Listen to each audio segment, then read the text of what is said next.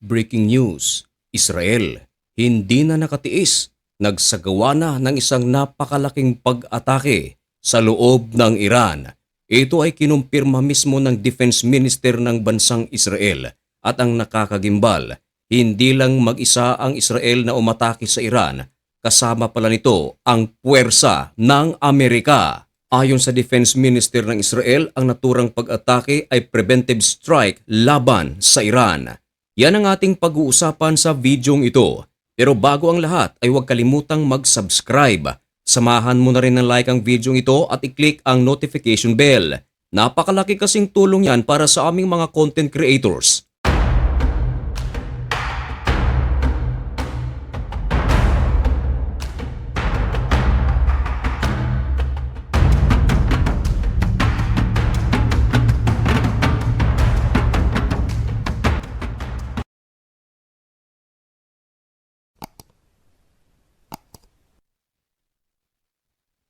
Maligayang pagbabalik mga kaibigan. Kumusta kayong lahat? Ngayon ay huling araw ng buwan ng Pebrero, February 28, 2026. At sa araw na ito, isang napakalaking balita ang ating ihahatid sa inyo dahil sa loob ng mahabang panahon sa napakaraming negosasyon na isinasagawa sa pagitan ng Amerika at ng Iran, dumating na sa punto na hindi na nakatiis ang Israel maging ang United States of America. Inatake na ng Israel ang Iran. At upang patotohanan ng ating sinasabi, isa sa ating mga pruweba ay ang The Guardian. Ayon sa kanilang headlines na ganito, Israel says it launched preventive strike against Iran, sabay deklara ng state of emergency.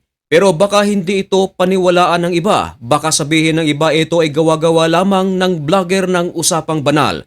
Well, bawal po dito sa channel na ito mga kaibigan ang gawa-gawa lamang. Lahat ng ating sinasabi o binabalita ay merong mga basihan. Dagdagan pa natin ang ating pruweba. Ayon sa ulat ng CNN, pinagkakatiwala ang pinagkukunan ng balita sa West. Israel launches strike against Iran, declares state of emergency across country. Maliwanag sa kanilang headlines na parehas lang ng ibinalita ng The Guardian. Pero mismong The Times of Israel ang tingnan natin kung totoo ba na talagang umatake na sila sa Israel. Ayon sa ulat ng The Times of Israel, maliwanag sa kanilang headlines na hindi lang Israel ang umatake sa Iran. Ayon dito, Israel, US attacking Iran explosion seen in Tehran. Kinumpirma ng gobyerno ng Israel na sa kanilang ginawang pag-atake sa Iran ay hindi sila nag-iisa. Kasama nilang umatake ang puwersa ng Amerika. Ibig sabihin, ito mga kaibigan ay joint strike against Iran. Pero baka hindi pa rin ito paniwalaan ng iba sapagkat ang nagbalita ay The Times of Israel. Bakit hindi natin tingnan ang pinagkakatiwalaang pinagkukunan ng balita ng mga Arabo at ng Iran? Ito ay ang Al Jazeera. Ayan. Ayon sa kanilang headlines, tulungan nyo kung basahin ayon dito, Israel attacks Iran. US official says US took part in strike. Nako, maliwanag dito maging ang Al Jazeera mga kaibigan kinumpirma na hindi lang nag-iisa ang Israel nang ito ay umatake sa Iran. Kasama pala ang puwersa ng Amerika. Ito na ang pangalawang digmaan sa pagitan ng Israel at ng Iran buhat noong nakaraang taon. Buhat ng atakihin ng Israel ang Iran upang wasakin ang mga nuclear facilities nito at ibang mga base militar. Kasama rin ang Amerika na umatake sa Fordo na kung saan winasak ang isa sa mga nuclear facilities ng Iran. Pero bahagyang nagkaroon ng ceasefire ang magkabilang panig. Sinabi nating bahagya mga kaibigan sapagat hindi natin maikakaila na buhat ng magkaroon ng ceasefire ang Amerika, Israel at Iran. Halos araw-araw ay merong mga banta na ginagawa ang United States of America sa Iran at sumusukli naman ng banta ang Iran sa Amerika at sa Israel. Ang banta ng United States of America at Israel sa Iran ay simple lamang.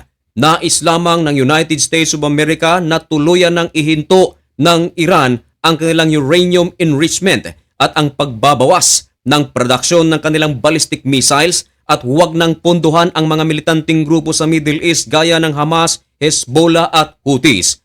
Pero mga kaibigan, ang tatlong kahilingan ni US President Donald Trump. Tatlong pag-uusap na rin ang nangyari sa pagitan ng Amerika at ng Iran. Pero wala ni isa rito ang binigyang katuparan ng Iran.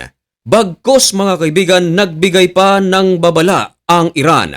Ayon sa Iran, kung aatakihin sila ng United States of America, ay magiging target nila ang Israel.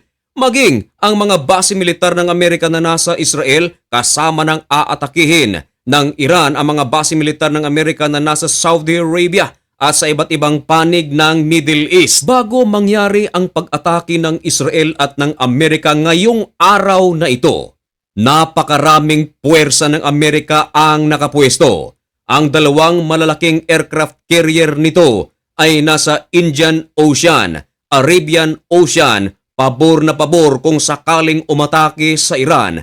Nagkalat din ang kanilang mga warships at halos araw-araw ay merong mga dumadating na karagdagang mga fighter jets at mga advanced na fighter jets at ang mga base militar nito ay nakaalerto. Karagdagang troops ang ipinadala ng United States of America. Kasabay ng utos ni President Donald Trump na lahat ng mga base militar nito na nasa Middle East ay kinakailangang nasa high alert. Kasabay din mga kaibigan nito ay ang pagpapalikas ng maraming mga American workers na malapit sa Iran dahil nga sa isang napakatinding tensyon. At ito na nga, umatake na ang Israel sa Iran.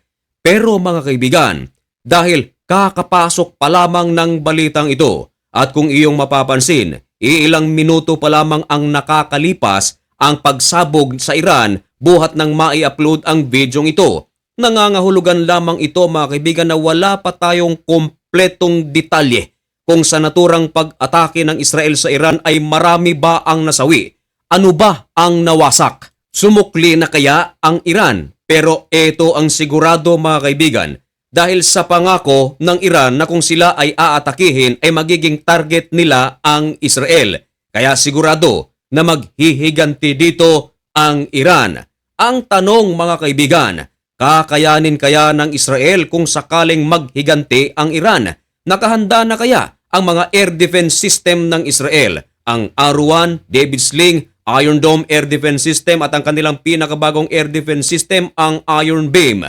At ang mga air defense system ng Amerika, meron kasi silang THAAD na ipinadala mismo sa loob ng Israel. Nariyan pa ang mga barko ng Amerika. Nako mga kaibigan, bilang isang Pilipino, alam ko, marami sa ating mga OFWs na nasa Israel ang nanonood sa channel na ito. Meron din tayong mga Pilipino na nanonood na dyan sa Jordan, maging sa United Arab Emirates, sa Saudi Arabia.